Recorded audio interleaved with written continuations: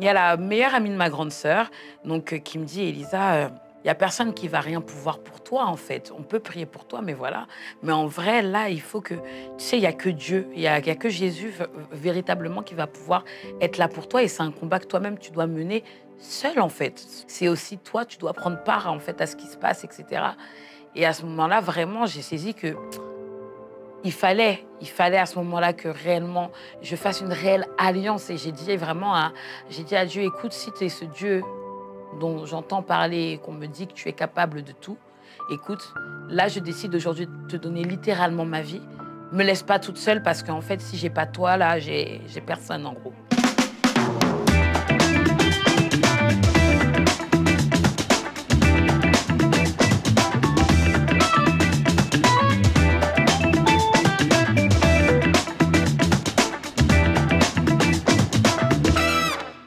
Bonjour à tous, quel plaisir de vous retrouver pour une nouvelle émission coupée en 4. Car aujourd'hui encore, nous allons découvrir une nouvelle histoire de vie et de foi avec une écrivaine, une professeure, une chanteuse et une femme d'impact. C'est donc avec plaisir que nous accueillons aujourd'hui dans le fauteuil de coupée en 4, Elisa Rebus. Bonjour Elisa. Salut. Tu vas bien? Ça va et toi? Oui, ça va. Alors Elisa, déjà, je te souhaite la bienvenue dans Coupé en 4. Merci à vous pour l'invitation. C'est vraiment une grâce pour moi aussi d'être parmi vous aujourd'hui. Nous allons aujourd'hui découvrir ton histoire avec Dieu et je vais aussi rafraîchir ta coupe. D'ailleurs, dis-moi, qu'est-ce que tu aimerais que je fasse avec tes cheveux, Elisa? Alors là, j'aimerais que tu raccourcisses un petit peu. Voilà, que tu coupes mes pointes parce que là, ça, on a besoin. Yes. Et puis, un petit brushing, hein. Ouais, lisse. Ouais, ok, voilà. Pour changer un petit peu. Exactement. Très bien. Ok, donc ça, je m'en occupe. Parlons à présent un petit peu plus de toi. Je sais que toi, Elisa, tu es professeure des écoles, tu es chanteuse et écrivaine. Tu es aussi maman d'une petite fille et tu as grandi en région parisienne. Tu es originaire de la Guadeloupe et ta famille, à toi, n'avait pas spécialement à cœur les valeurs chrétiennes. Oui. Alors du coup, effectivement, je suis pas née... Enfin, valeurs chrétiennes, je pense que ce serait un grand mot parce que j'ai quand même grandi en ayant connaissance que, ben voilà, il y avait Dieu, qu'il y avait Jésus, etc. Mais en fait, c'est parce que mes parents sont de confession de base catholique. Donc, j'ai pas du tout grandi, en tout cas, en ayant pleine conscience de qui est Jésus, qui est le Saint-Esprit, qui est... Voilà, c'était... donc, j'avais quand même... Mes parents avaient fait quand même en sorte que je grandisse, en tout cas, dans leur croyance. Oui. Et,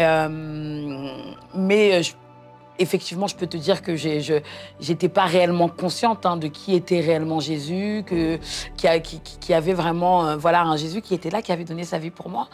Et effectivement, ça a été plus tard que j'ai eu cette réelle rencontre avec Christ, quoi. D'accord.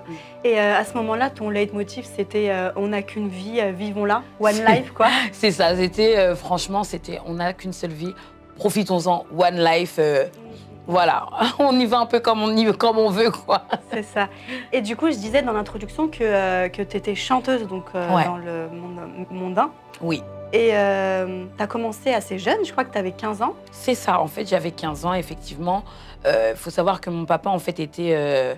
avant même que je ne sois née, en fait, était dans un groupe live, en fait, qui se produisait, etc., dans la Caraïbe. Ma maman, elle, était danseuse de Groka, donc qui est une danse traditionnelle de la Guadeloupe. Et donc, j'ai toujours quand même grandi dans un milieu, on va dire, artistique. Et donc, c'est vrai qu'à l'âge de 15 ans, finalement, mon papa s'est rendu compte quand même que j'avais quand même du potentiel au niveau de ma voix.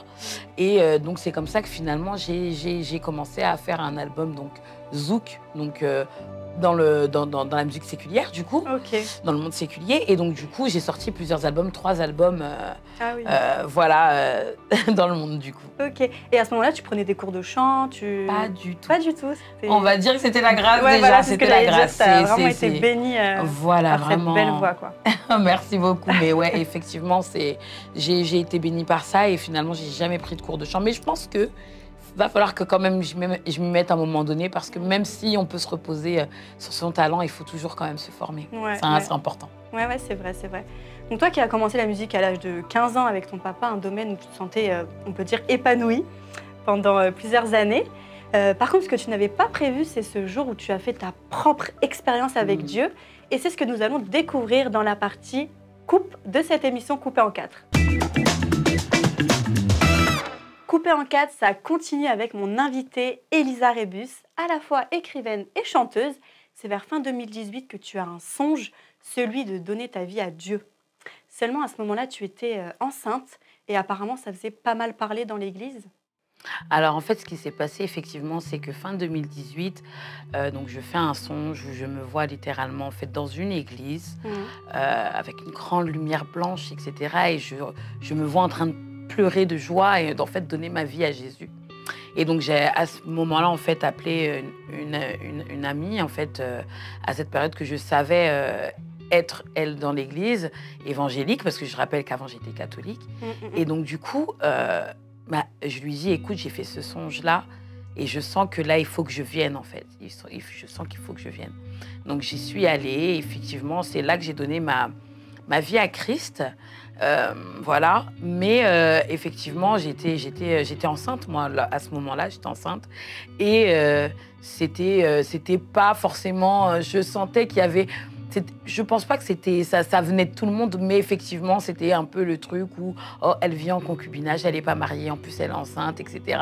Et donc, j'ai senti un moment comme si j'étais pas forcément légitime, en fait. Donc, du coup, ça m'a fait faire un peu step back et passer la fin de ma grossesse tranquille parce que ça me créait beaucoup d'anxiété, en fait. Tu te sentais assez jugée? Voilà, j'ai pu me sentir jugée par certains membres de l'église. Et c'était compliqué pour moi de me dire, je ne peux pas venir comme je suis finalement. Donc voilà. Ok, et puis c'est en 2020, lors du Covid, que tu as vraiment rencontré Jésus lorsque le père de ta fille était dans le coma. Exactement, en fait, le père de ma fille. Et donc, il faut savoir que pendant quand même cette période, je suivais quand même des cultes à distance, etc. Ouais. Mais effectivement, je n'étais pas encore mariée, j'étais dans mes fiançailles, etc. Et je sentais trop que, trop de jugements, trop de choses comme ça. Donc, j'ai préféré suivre les cultes de chez moi.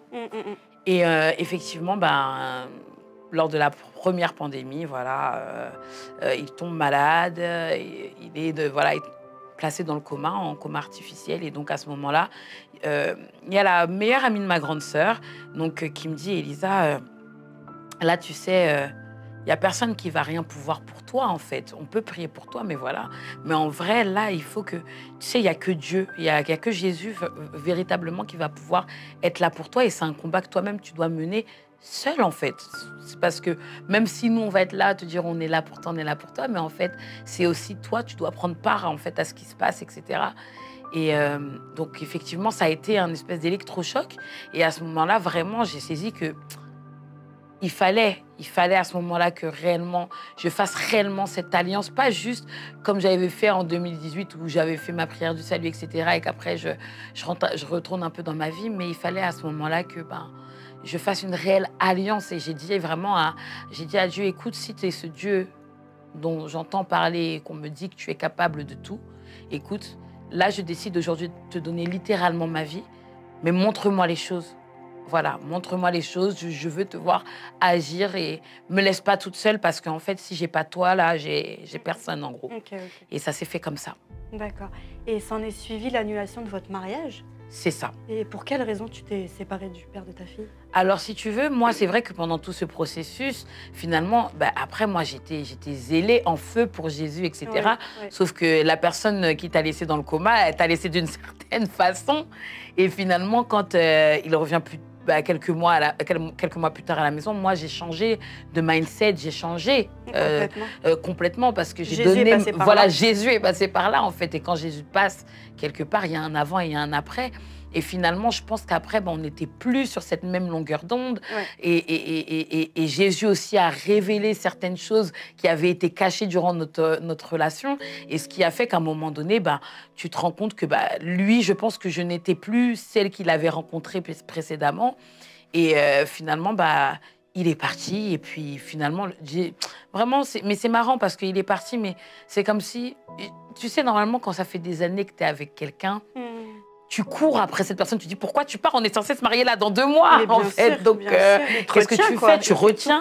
Voilà, soit lui il te retient, mais toi-même tu le retiens si tu le vois partir. Et moi ça n'a pas été mon cas. J'ai juste été là en mode qu'il soit fait selon la volonté de Dieu, en fait. Et Dieu m'a mis une paix vis-à-vis de ça. Et je me suis dit, en fait, c'est que je dois laisser ça partir et sans m'y accrocher, parce que parfois, s'accrocher, ça fait beaucoup plus mal que de lâcher prise. D'accord. Et t'as pas eu peur à ce moment-là de pouvoir élever ta fille toute seule? Si, c'est une peur quand même qui est venue, dans le sens où je me suis dit, c'est pas la vie que je voulais offrir à ma fille. Voilà. Voilà, moi, quand on a conçu notre fille, c'est parce qu'on voulait être là pour notre fille, on voulait se marier, on voulait faire plein de choses, etc. Et je pense que tout parent qui a un enfant ne se dit pas à un moment donné, je vais élever mon enfant seul, en tout cas de façon logique. Donc c'est vrai que j'ai eu peur à un moment donné que ma fille, elle puisse manquer de quelque chose, et c'est pour ça que ma prière a été à ce moment-là de dire à Dieu, Seigneur, tu vois la situation, tu vois ma fille en bas âge, parce que lorsqu'on s'est séparés, elle avait 1 an et demi. Combien? 1 an et demi. 1 an et demi, ah ouais. Donc, et ça a été très dur, mais j'ai dit à Dieu, tu vois, chaque compartiment de sa vie, là où elle va pouvoir ressentir un manque, Seigneur, comble. Seigneur, sois ce père pour elle, parce que c'est vrai que Dieu a cette facette de père aussi pour nous. Et je me suis dit, sois un père pour elle et permets-moi d'être une maman vraiment qui soit là, à l'écoute, et qui fasse en sorte que ma fille ne manque de rien. C'est ça, qu'elle soit comblée. Voilà, qu'elle soit comblée, et que, malgré notre séparation, son père et moi puissions être de très bons parents qui communiquent l'un avec l'autre pour pouvoir donner quand même, malgré tout, une très bonne éducation à notre fille. Et à l'heure d'aujourd'hui, vous entendez bien? Très bien. Ouais.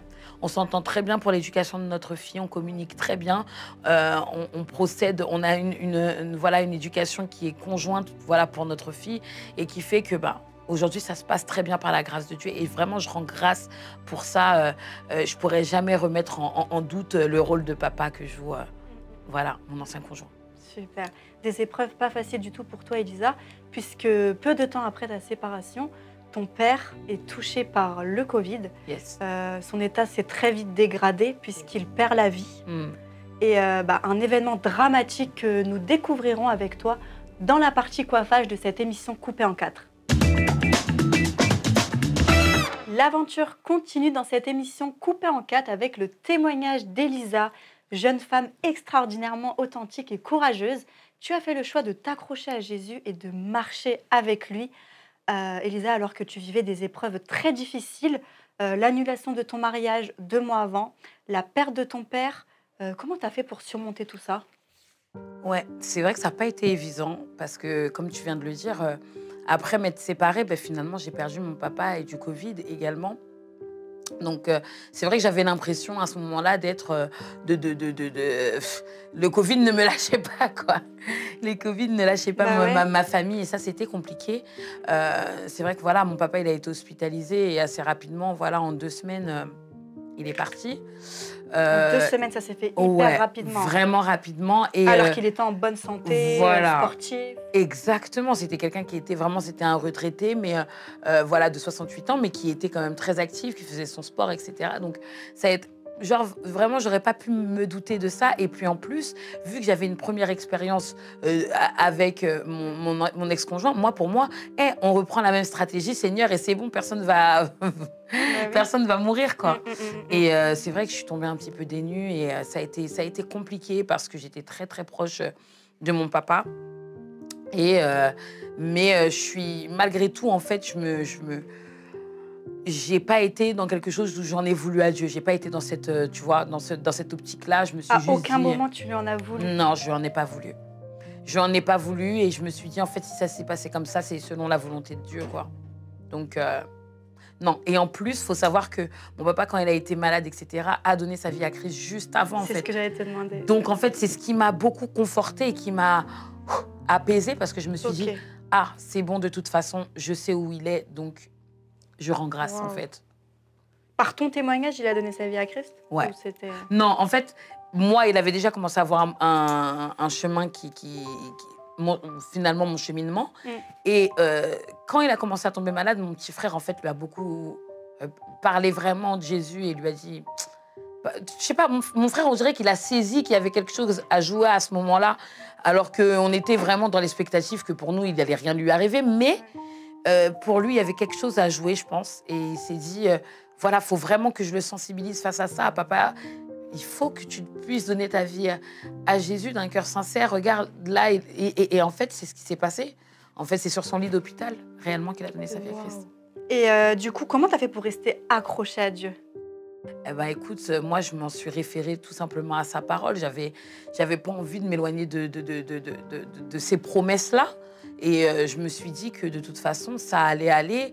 Je venais de me faire baptiser. J'étais encore vraiment pleinement dans cette ferveur et dans ce zèle. Et je savais que il avait des projets de paix et non de malheur pour moi. Donc même si la situation était compliquée, parce que oui, j'étais dans mon deuil, mais non, en fait, je suis restée accrochée à ce que Dieu disait et dit toujours dans sa parole. Et je suis restée accrochée à ça à lui aussi, parce que pour moi, j'avais déjà limite tout perdu, entre guillemets. Donc je me disais, non, je ne vais pas aussi perdre Dieu, non. Donc voilà. Ouais, tu ne remettais pas en cause sa fidélité. Non, voilà, j'étais accrochée à sa parole et à sa fidélité et à son amour et de toutes ses promesses, tu vois.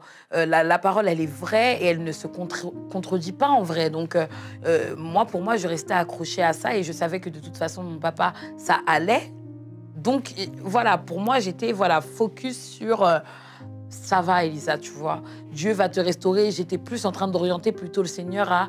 Seigneur, fais en sorte que mon cœur puisse s'apaiser. Fais en sorte que je puisse aller mieux. Fais en sorte que je souffre pas de cette perte trop longtemps. Parce qu'en fait, c'était difficile pour moi parce que j'étais très proche de mon papa. Donc, c'est vrai que le manque s'est fait vraiment ressentir. Et j'avais vraiment des fois des crises de larmes parce que, effectivement, j'avais besoin de mon papa, mais c'est là que j'ai expérimenté l'amour de Dieu sous la facette de Dieu et mon père, en fait. Donc voilà. D'ailleurs, le plus grand défi de ta vie a été de répondre à l'appel de Dieu quant à l'écriture de ton livre. Est-ce que tu peux dire que pour toi, du coup, l'obéissance a produit de bons fruits? Ouais, totalement. Mais l'obéissance, ça s'est faite même avant cette écriture de livre. C'est vrai que des testimonies, donc, qui est justement ma page d'édification pour les femmes, c'est vrai que ça a été dès là, ça a été de répondre à ce que Dieu me demandait. Et c'est vrai que sur le coup, j'ai dit, mais Seigneur, t'es sérieux? Genre, je suis pas encore restaurée de ça, Seigneur. Et il m'a dit, et c'est là qu'il m'a dit, mais c'est justement parce que tu n'es pas encore restaurée et que cette plateforme où tu vas aider des femmes va aussi t'aider toi dans ta restauration. Wow. Et là, c'était différent, tu vois. Et en fait, il fallait être dans l'obéissance à ce moment-là parce qu'il en dépendait aussi de ma restauration à moi. Waouh. Voilà. Incroyable, un témoignage. Je ne sais pas si vous êtes aussi béni que moi, mais waouh. Toi qui as dû apprendre à te reconstruire, aujourd'hui, tu en ressors plus forte et avec Dieu. Yes. Ton appel est clairement au niveau des femmes, Elisa, et principalement du coup sur les réseaux sociaux, comme tu nous le disais par rapport à Testimony. Alors, comment Dieu t'a appelé dans ce domaine? Eh bien, c'est ce que tu nous expliqueras très vite dans la partie finition de cette émission coupée en 4. Finalise tout doucement cette belle aventure coupée en 4 avec l'histoire de notre invitée Elisa Rebus, une grande femme d'impact qui au final n'a rien lâché. Ton témoignage est juste extraordinaire, Elisa. Alors est-ce qu'on peut dire que les blessures de ta vie sont devenues aujourd'hui ton ministère? Car aujourd'hui ton appel tourne autour du fait d'aider les femmes à entrer dans un processus de restauration et d'édification autour de la plateforme Testimony. Yes. Alors, comment est né Testimony? Testimony est né d'un songe, parce que le Seigneur aime bien me parler par là-bas.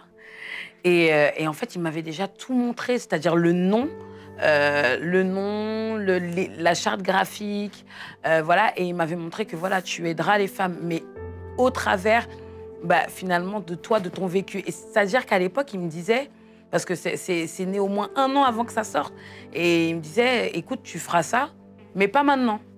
Attends, je te dirai quand ça sera le bon moment. Et c'est finalement quand j'ai perdu mon papa qu'il m'a dit, tu vois le projet dont je t'ai parlé il y a 1 an, c'est parti. Ça y est, let's go. Voilà. Alors que t'étais en plein deuil, c'est ça, j'étais pas bien. Wow. Et je lui ai dit, Seigneur, mais là, je suis pas prête, je ne suis pas bien, je ne suis pas en capacité de faire ça. Et il m'a dit, mais c'est justement parce que tu es passé par toutes ces choses-là que maintenant, tu vas pouvoir aider ces femmes et que cette plateforme va t'aider dans ta restauration. Et c'était fort, quoi. Waouh. Et d'ailleurs, t'es pas toute seule dans cette plateforme-là? Non, Vous je suis êtes pas toute plusieurs? seule. Voilà, on est Ouais. plusieurs. Le Seigneur a fait grâce que voilà, je sois entourée de femmes qui ont ce cœur aussi pour lui et de le servir et pour œuvrer pour les autres femmes. Parce que voilà, comme tu as dit, c'est une plateforme donc voilà, d'échange, d'entraide, C'est ça. d'édification voilà, pour les femmes. Ok, donc c'est principalement sur Instagram. C'est donc, ça. Testimony. Testimony. Et suite à ça, Dieu t'a mis à cœur d'écrire ton histoire sous forme de livre. Ouais. C'est ça, Dieu a fait grâce et effectivement de là est né En un battement qui est juste ici. Donc voilà, c'est vraiment comme tu dis, hein, c'est l'histoire de ma vie, ma rencontre avec le Seigneur, mes épreuves, comment j'en suis venue finalement voilà, à rencontrer le Seigneur et à me relever malgré les épreuves. Et là aussi, tout a été guidé vraiment par Dieu parce que c'est lorsque finalement mon ancien conjoint était dans le coma que le Seigneur m'a commencé à me faire tenir un carnet de bord. Et en fait, où il me disait d'écrire tous les jours un peu comment mes journées étaient, ce qui s'y passait, etc. Et à l'époque, je pensais que c'était pour que je donne ce carnet de bord à mon ancien conjoint, au père de ma fille, pour qu'il sache ce qui s'est passé quand il n'était pas là, ce qu'il a loupé, etc.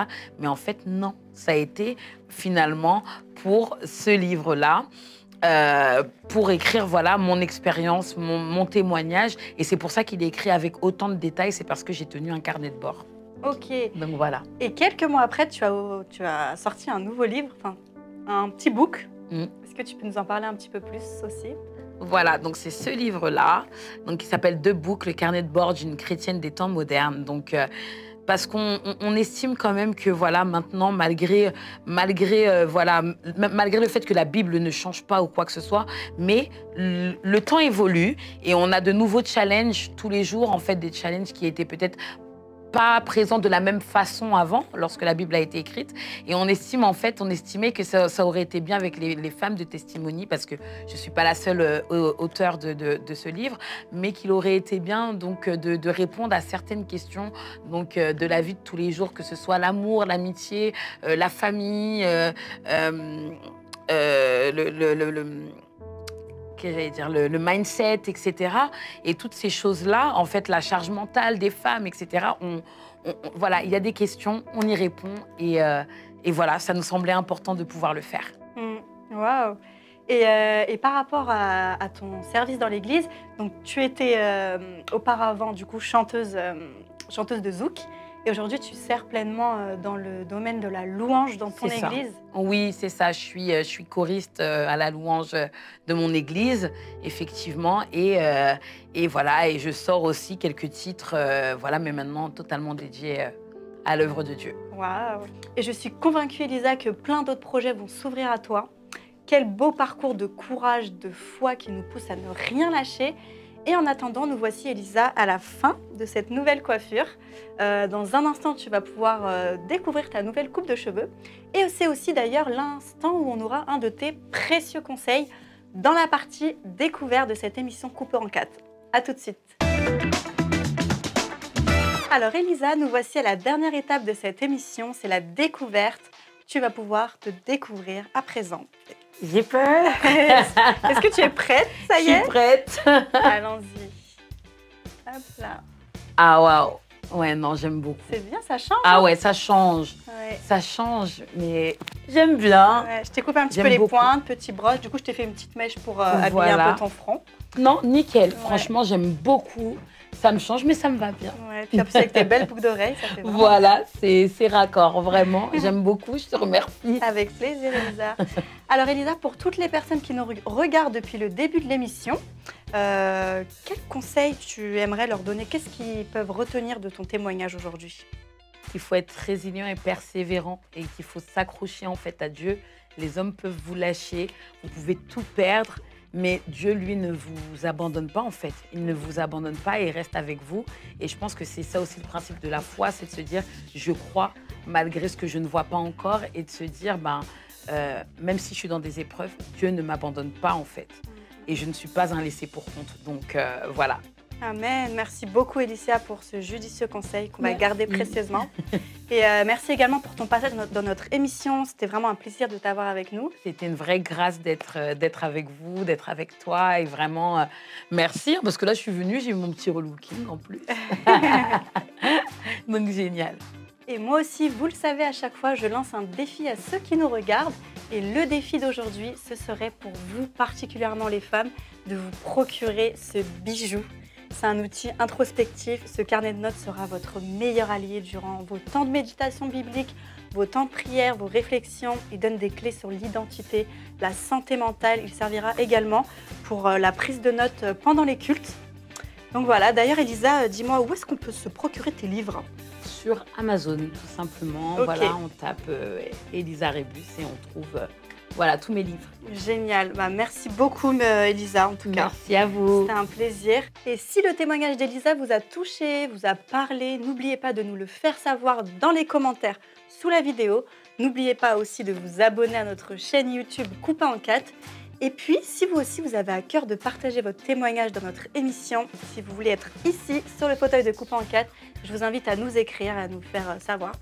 Et je vous donne aussi rendez-vous très bientôt dans une nouvelle émission Coupé en 4 pour une nouvelle coupe de cheveux avec un nouvel invité. À bientôt! À bientôt!